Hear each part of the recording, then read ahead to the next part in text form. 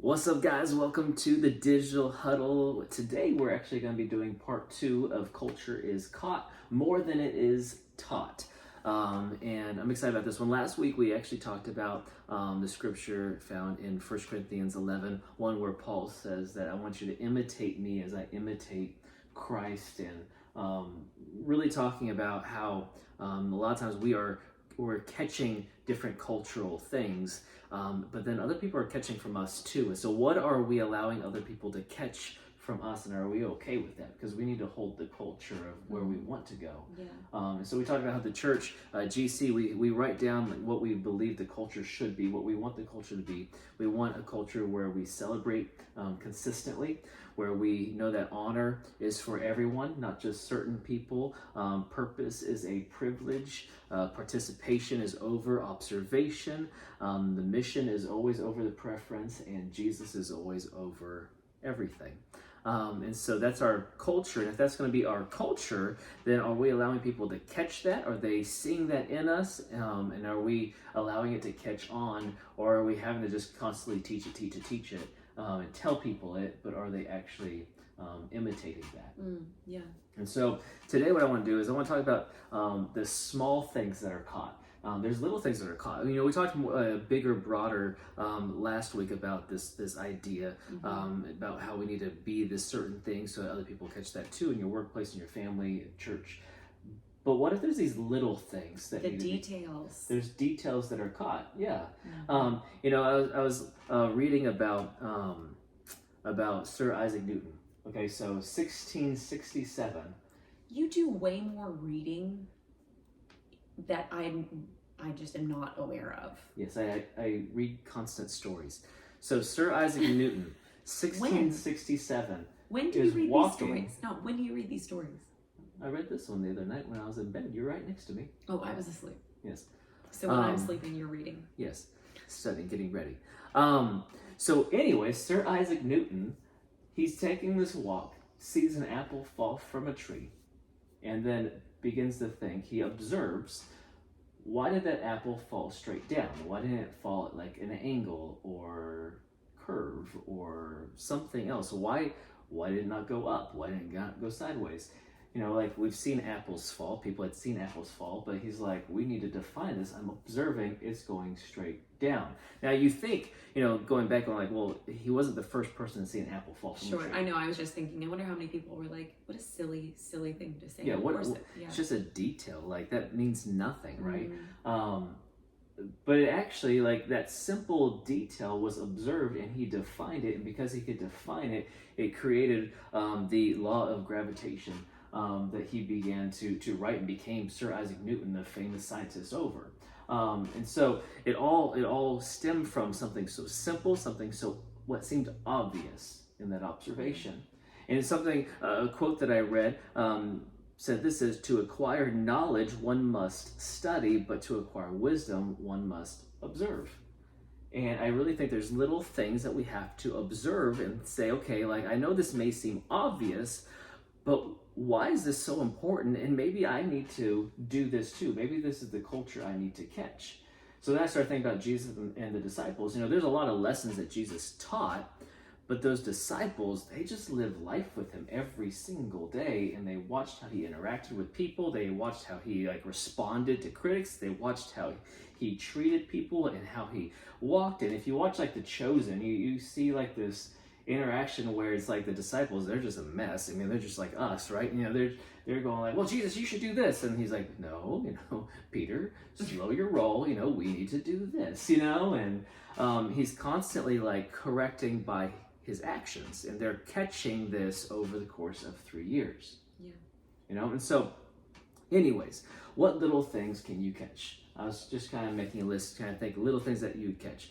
I would hope that like if I saw a piece of trash on the floor in the church, doesn't matter whose trash it is, I should pick it up and throw it away. And hopefully, maybe someone saw that, and then it begins to be something they catch and be like, I saw a piece of trash in the bathroom. I'm going to pick it up and throw it away. You begin to take this ownership over what you are about, whether it be GC or your home or your workplace. There's culture there of excellence that we can catch based on just the small details. Instead of me saying like, hey, we should throw away trash, What if you observed someone doing something and go, I want to do that? Yeah. And that goes hand in hand with the teaching, I think, too, because Isaac Newton saw the apple fall from the tree, but once you can define it, that's when everything start moving forward. So yeah, the hand in hand with growing in what the culture is, and then being able to define it and being able to run with it. Yeah. So important. Let me go like this. Okay, so I'm going to do a little shout out right here. Robert Romo. Robert Romo is a phenomenal dream teamer, right? We all know Robert. And Robert, I know you're watching. He's the golden goat. He's just, he deserves the GOAT trophy every year, right? The greatest of all time. I want to be like Robert when I grow up. But Robert, as an usher, it'd be very easy in most churches to say the usher's role is to open the doors and, do the communion and help people find a seat. And you have some of these definitions that it's easy to put on paper in most churches for the usher's role. And on paper, it seems fairly simple, fairly straightforward.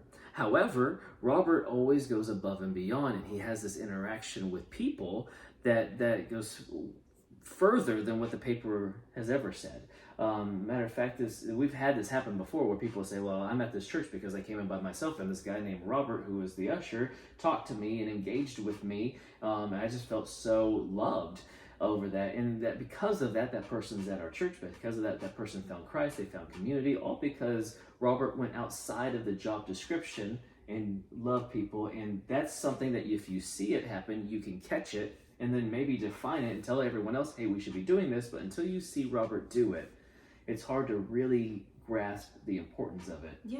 You know what I mean? You can be told over and over, but until you experience it, and you can experience it, but until you can define it, I think it's so, both of those are so important.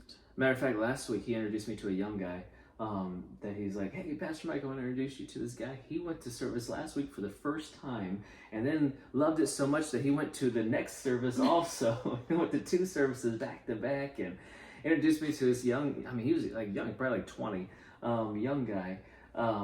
And the guy was doing it again. I know he was doing it again this week. He was going to service 2 times back to back again. That's but cool. Robert knew this guy, engaged with this guy. He didn't just seat him, and so there was this culture that was caught. And I was able to see that and be like, man, I need to go talk to some more people. I need to go introduce myself to some people. I need to go love on some people, because Robert he encouraged me to do that without even telling me to do that. The culture in Mississippi, and we taught our kids this, was you address people as yes ma'am, yes sir, yes ma'am, no ma'am, all of those things. And my boys, I don't know why I said our boys do that to this day. Miles mostly, because he was around it the most. Mm-hmm.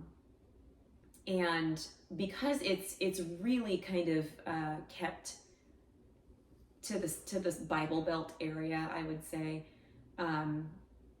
it's not really experienced outside of there as much. Yeah. And it's a little more shocking whenever it happens. So when he does that around here, so many times people will stop, especially women. They'll stop and, oh my gosh, that's just so, it makes you feel a certain type of way.